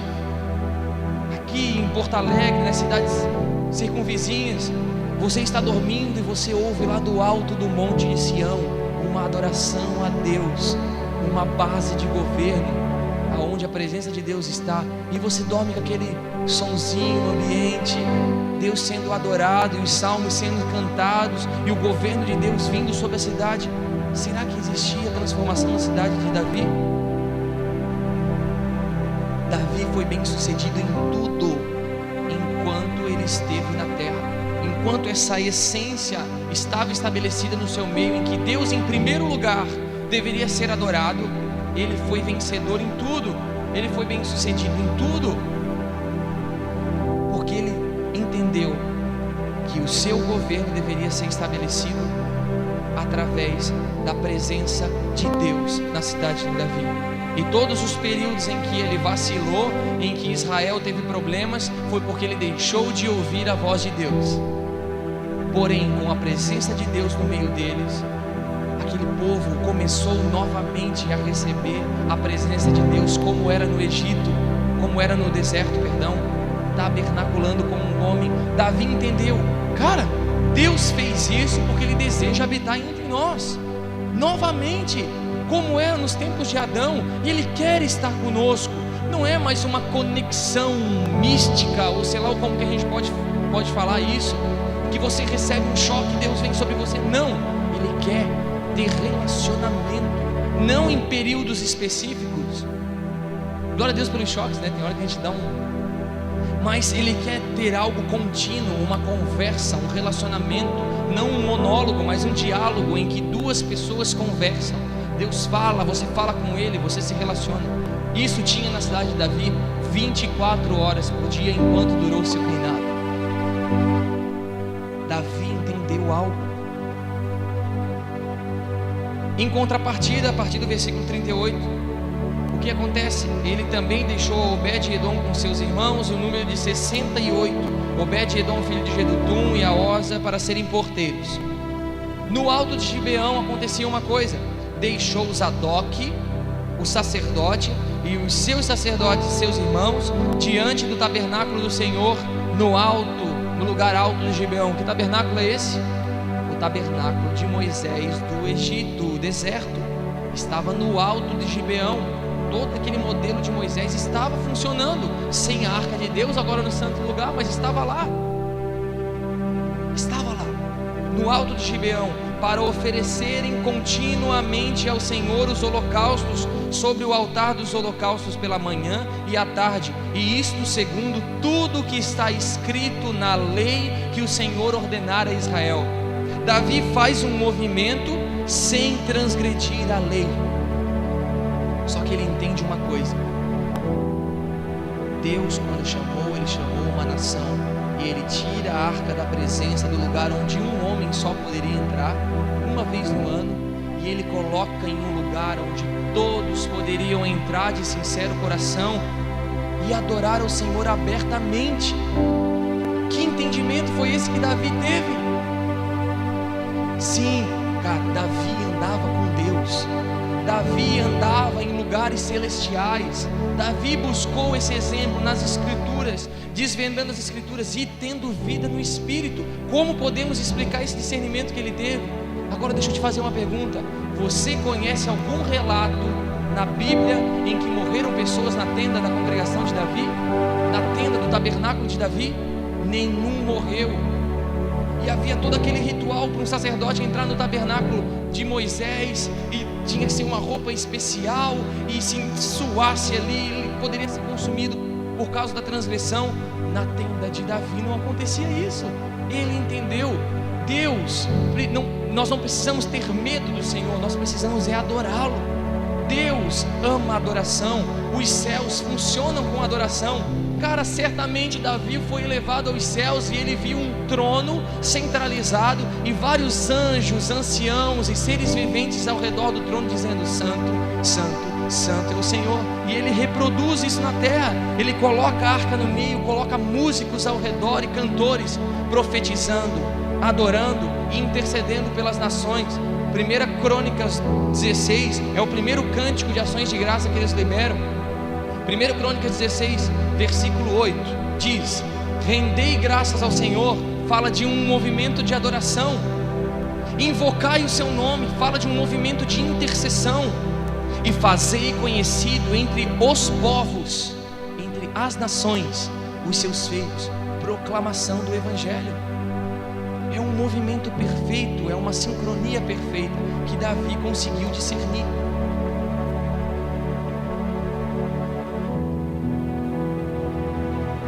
Um pouquinho para frente, no 26, isso aqui é algo muito importante que eu preciso falar, e que é algo que nós lutamos constantemente contra essa ideia, em que muitas vezes o movimento da adoração ele é negligenciado pelos mais velhos, pelos pais. No tabernáculo de Davi não funcionava assim. Nossa, quantas vezes a gente tem contato com pessoas, com jovens que estão cheios de espírito, querendo queimar e participar desse movimento de oração e adoração, e quando voltam para suas congregações são barrados pelos mais velhos, dizendo: não é bem assim, vocês estão muito radical, vocês só querem buscar Deus, só querem adorar, interceder, querem ser tudo missionário, quer tudo ir para as nações. São dois problemas de muitas vezes nós resgatarmos os jovens de um lugar de drogas, de um lugar de perdição, de um lugar sem Deus, que para mim é o pior de todos. Pior do que estar drogado, perdido, é estar sem Deus. Então nós resgatamos, e quando o jovem ele é cheio do Espírito, muda o seu jeito de viver, e quer viver para Deus, e quer buscar Deus, eles encontram barreira em casa, porque os pais agora não querem que os seus filhos sejam enviados para as nações, eles só querem os seus filhos para eles. Eles querem ter um filhinho que vai ficar o resto da vida dentro da sua casa, perto dele, e o jovem está louco, querendo fazer a palavra do Senhor viva nas nações, porque ele recebeu isso dentro do coração dele. Na tenda de Davi funcionava diferente. 1 Crônicas 25.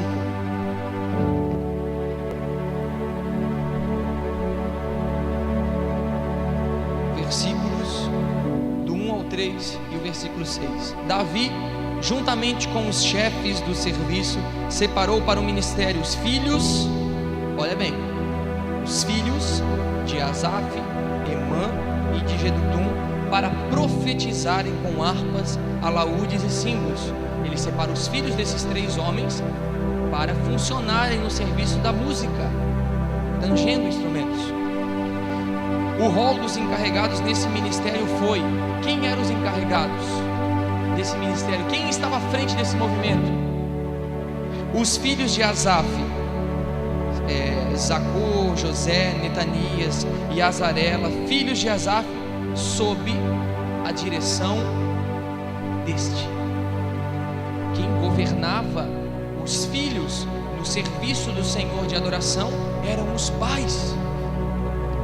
Os pais governavam os seus filhos, ensinavam os seus filhos. O encargo veio sobre Asaf, Emã e Jedutum, e automaticamente veio sobre os seus filhos. Mas os pais estavam à frente. Versículo 3. Quanto à família de Jedutum, os filhos Gedalias, Eli, Jesaías, Esabias e Matitias, tudo nome bonito para você colocar no teu filho quando ele nascer, sob a direção de Jedutum, seu pai, que profetizava com harpas em ações de graça e louvores a Deus. Olha o referencial que tinha. Versículo 6. Todos estes estavam sob a direção respectivamente de seus pais para o canto da casa do Senhor, com símbolos, alaúdes e harpas para o ministério da casa de Deus, estando Asaf, Jedutum e Emã debaixo da ordem do rei. Uau! Eles recebiam diretamente do rei uma ordem, transmitiam isso para os seus filhos. Quem vai à frente, meus irmãos? São os pais. O entendimento do rei vem sobre os pais, e os pais liberam sobre os filhos. E como eu tenho visto o ministério da adoração, que deveria ser para todos devem adorar o Senhor, e como eu vejo isso sendo negligenciado pelos pais. Os pais funcionando em muitas outras questões na vida congregacional, na vida da igreja em si, Os pais se preocupando com muitas coisas, mas têm dificuldade de adorar o Senhor.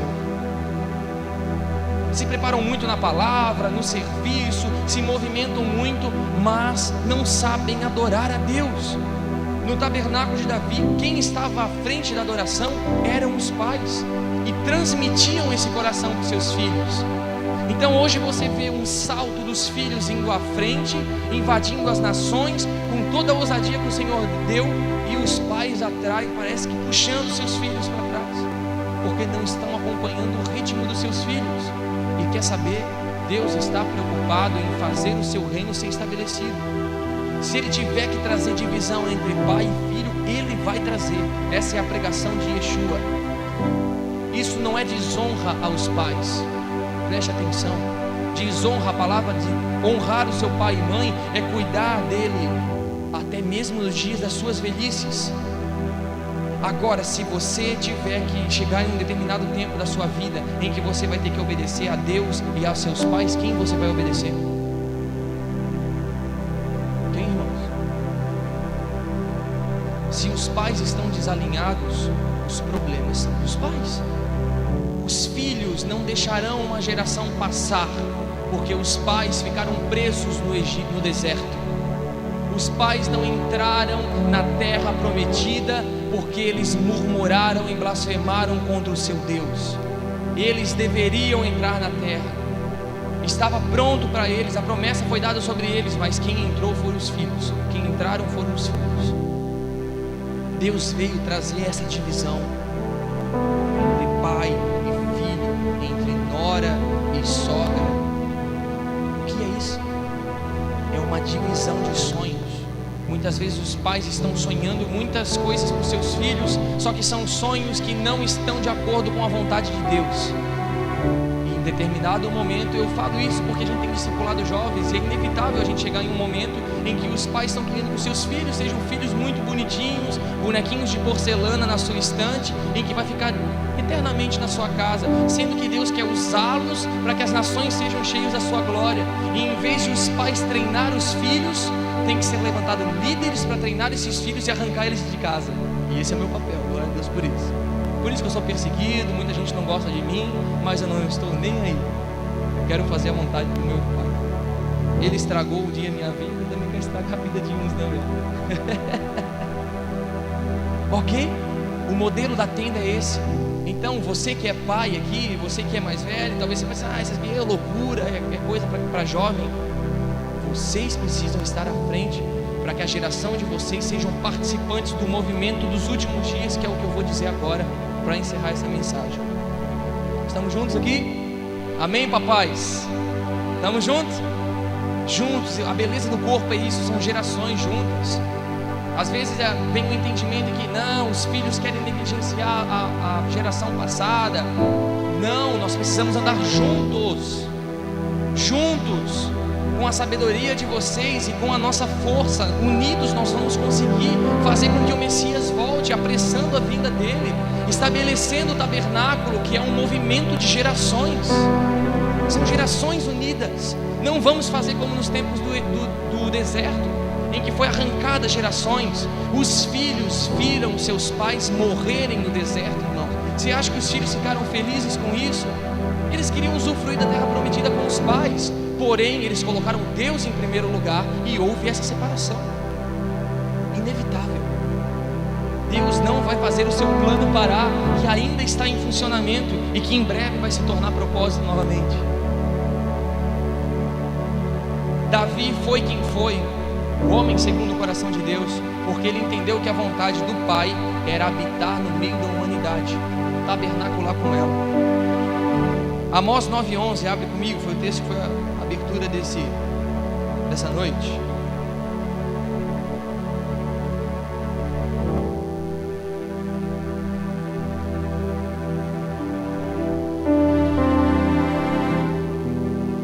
Me dá mais alguns minutinhos que eu vou encerrar, bem? Bem?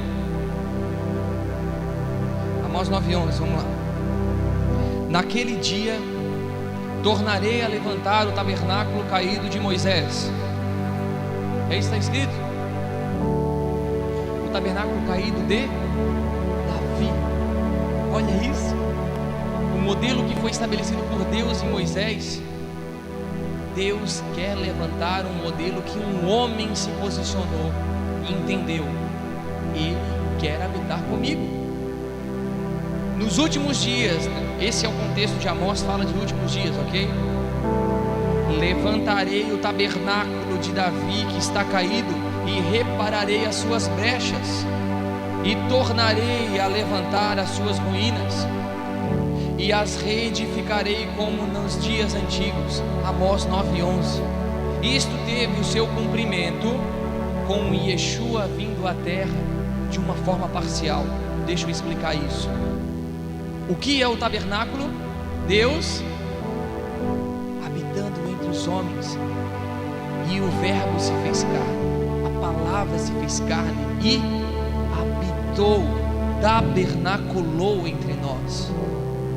Começou o cumprimento de um tabernáculo de Davi sendo reerguido e as suas brechas começando a ser reparadas. Isso está em João 1,14. E que terá o seu fim nos dias em que Yeshua entregar o reino a Deus Pai. Final de 1 Coríntios 15, os versículos que nós lemos ontem. Quando tudo estiver posto debaixo dos seus pés, Ele devolve a Deus Pai quando Jesus Cristo vir novamente, que é a expressão exata de Deus Pai. Ele é a expressão exata. Ele é Deus na terra tabernaculando com o homem na sua primeira e na segunda vinda. E se completa com Deus descendo com a nova Jerusalém à terra, ok? Yeshua, Ele é o que expressou essa habitação de Deus na terra. Depois da sua ressurreição, Ele diz o seguinte: eu lhes dei a glória. Depois da sua morte, da sua ressurreição, isso se completou. E Ele diz o seguinte no texto de João 17: eu lhes dei a glória que a mim me deste, para que sejam um como nós somos um. Eu neles e tu em mim, para que eles sejam perfeitos em unidade, a fim de que o mundo conheça que tu me enviastes, e que os amastes a eles, assim como me amastes a mim. O que Ele está falando? Ele, que é Deus tabernaculando com os homens em uma forma parcial até o dia em que Ele retornou. Agora nós temos o poder de, através dele, tabernacular com Deus hoje. Através do Messias nós temos um acesso a Deus Pai. Ele, que é o tabernáculo de Deus entre os homens, Ele diz: eu sou o mediador, eu sou o sumo sacerdote. Através de um véu que foi rompido, nós temos acesso a Deus Pai. Nós vamos ler esse texto. Então, quando nós estamos em unidade do corpo, Ele fala eu neles. Ele fala de uma coletividade, expressa um sentimento de tabernáculo de Davi. Quando nós nos unimos, Deus está no centro e um povo ao redor, adorando Ele com um livre acesso, com um véu que foi rompido através do sangue de Yeshua. Hebreus 10, versículo 19 ao 23, diz assim: tendo, pois, irmãos, ousadia para entrarmos no santíssimo lugar. Nós entramos, hoje nós temos um acesso a entrar no tabernáculo, no santíssimo lugar onde a arca de Deus está presente. Pelo sangue de Yeshua, pelo novo e vivo caminho, através do véu, isto é, a sua carne. O véu é a carne do Messias que foi rasgada, e através do seu sangue nós entramos nesse lugar. Nós hoje podemos, agora mesmo, tabernacular com Deus. Você sabia disso? De acordo com o modelo de Davi, quando nós adoramos aqui como um corpo em unidade, nós estamos habitando com Deus, tabernaculando com Deus, tendo relacionamento com Deus.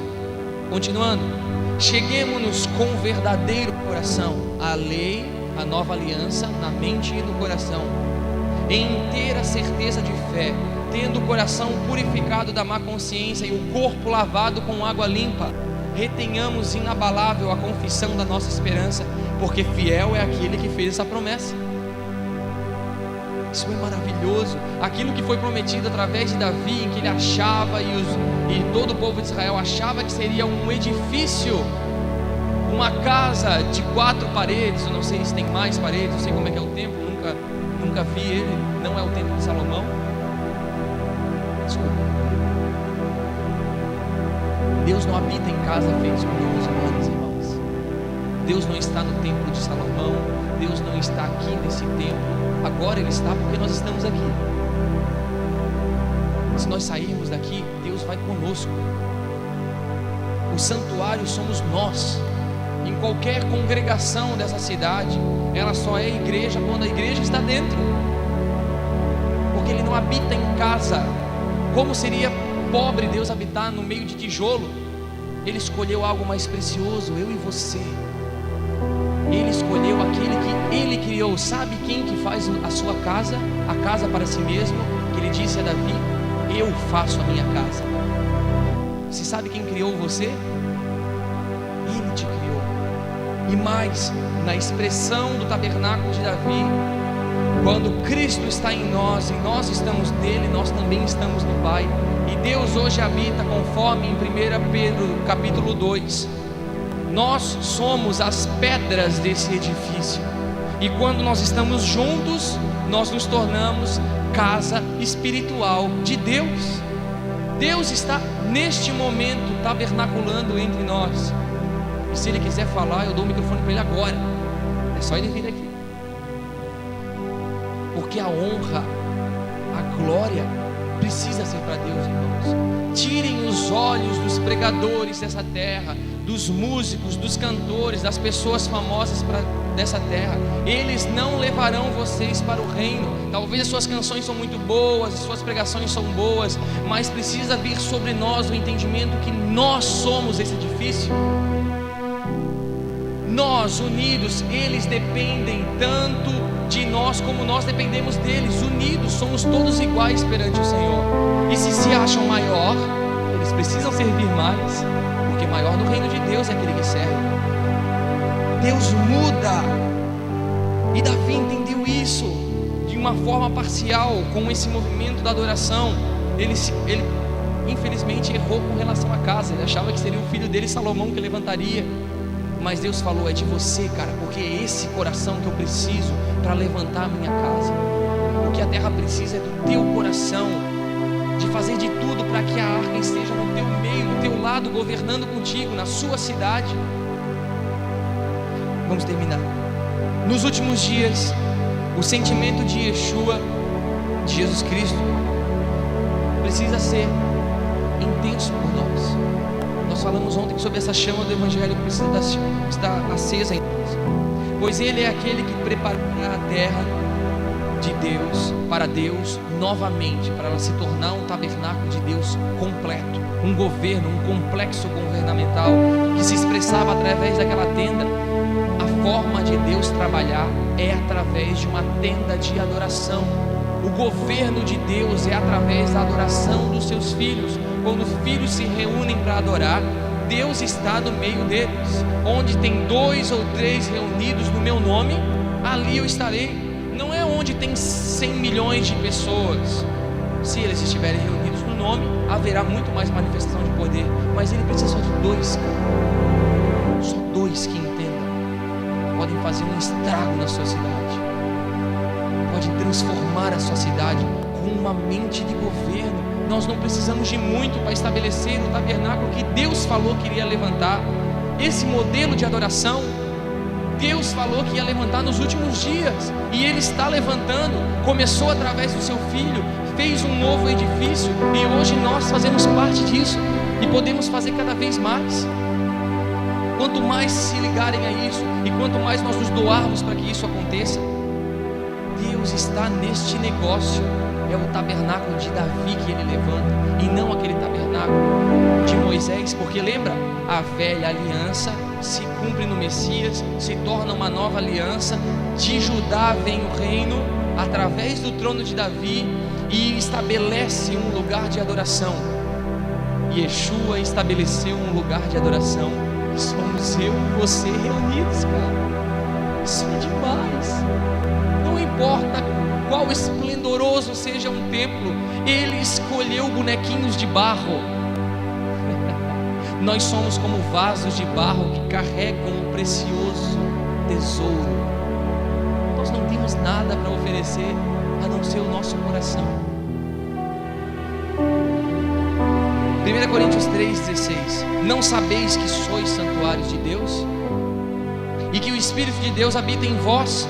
Se alguém destruir o santuário de Deus, Deus o destruirá, porque o santuário de Deus que sois vós é sagrado. Nós somos sagrados para Deus. Lembra o que eu disse ontem? Deus te vê de uma forma diferente. Você pode se ver com os seus pensamentos. Deus te vê como um lugar sagrado, uma habitação para Ele. Ok? O que eu acho lindo é que nos dias de Davi haviam os 2 tabernáculos funcionando, certo? No alto de Gibeão, Zadok estava lá sacrificando e ele lá na tenda. Eu acho massa que Davi estava no meio da guerra e ele falava: ó Deus, que saudade do teu tabernáculo. Ó Deus, um dia na tua casa vale muito mais do que 1000. E ele lá na guerra, o cara, ele queria estar lá. Sabe aquele negócio assim: poxa, eu sou bem em Israel, que coisa, eu tenho que ficar resolvendo esses problemas aqui, mas o que será que está acontecendo lá com Asaf, com Emã, com Jedutum? O que será que esses caras estão ministrando? Será que estão cantando os salmos que eu compus? O coração dele estava na adoração. Foi ele que estabeleceu isso. E ele lá estava com os afazeres de como um rei comum, né, como qualquer outro, mas o seu coração estava naquele lugar. E o que eu acho maravilhoso é que o tabernáculo de Moisés se cumpriu, porque o tabernáculo de Moisés era Deus habitando com o homem sacrificando para ter remissão do pecado e se achar santo perante Deus para estar diante dele. Quem foi o sacrifício perfeito? Yeshua veio para ser o sacrifício que cobre todos os pecados. Hoje o tabernáculo de Moisés se cumpriu, porque não é mais necessário sacrificar pelo pecado. O povo que se achega a Jesus Cristo, se achega a Yeshua, tem um livre acesso a entrar em um lugar de adoração a Deus, ser um com Deus. O único tabernáculo que está erguido e que Deus vai levantar cada vez mais e reparar as suas brechas é o tabernáculo da adoração. O trabalho do sacrifício pelos pecados Jesus Cristo fez. O trabalho da adoração Ele confiou a nós. Deus está esperando o momento em que Ele descerá dos céus. Aonde, meus irmãos? Ele já tem adoração. Deus tem adoração dos seus seres celestiais, anciãos, seres viventes, anjos, mas Ele escolheu descer à terra com a Nova Jerusalém para habitar no nosso meio. Será que nós temos poder de atrair o reino de Deus? Essa foi a oração de Yeshua: venha o teu reino, faça a tua vontade. A vontade de Deus é vir com o reino à terra, como aqui na terra, como Ele é nos céus. Deus deseja tabernacular conosco.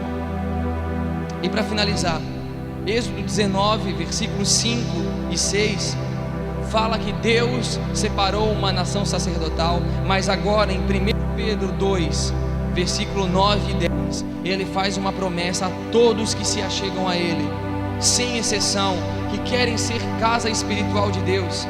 Ele diz o seguinte, 1 Pedro 2, versículo 9 e 10: vós porém sois raça eleita, sacerdócio real, nação santa, povo de propriedade exclusiva de Deus, a fim de proclamar as virtudes daquele que vos chamou das trevas para a sua maravilhosa luz.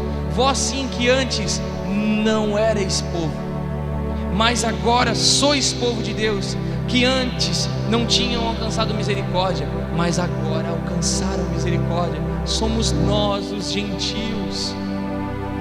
Isaías 56 fala sobre uma casa de oração sendo levantada na terra. E olha o que diz esse texto: um modelo de oração e adoração sendo levantado na terra aos estrangeiros que se achegam ao Senhor para o servirem, para o amarem. Esses que abraçam a minha aliança, também os levarei ao meu santo monte, Sião, a cidade de Davi, o governo do Messias, e os alegrarei na minha casa de oração. Os seus holocaustos e os seus sacrifícios serão aceitos no meu altar. porque a minha casa será chamada casa de oração para todos os povos. Assim diz o Senhor Deus, que congrega os dispersos de Israel, ainda congregarei outros aos que já se acham reunidos. Deus, Ele é geracional, Ele ama as nações, e glória a Ele por isso, porque hoje nós podemos ser casa espiritual de Deus. O nosso papel nesses dias é muito claro: precisamos ser casa de oração para todos os povos, precisamos gastar o nosso tempo em oração, em intercessão, em levantar o verdadeiro modelo de adoração na terra, custe o que custar. Nós precisamos ser o tabernáculo de Davi sendo levantado nos últimos dias. Faça parte de um movimento que será eterno. Eterno, irmãos. Não importa, vai te custar aflições, vai te custar provações, angústias, não importa. Assuma um lugar de risco.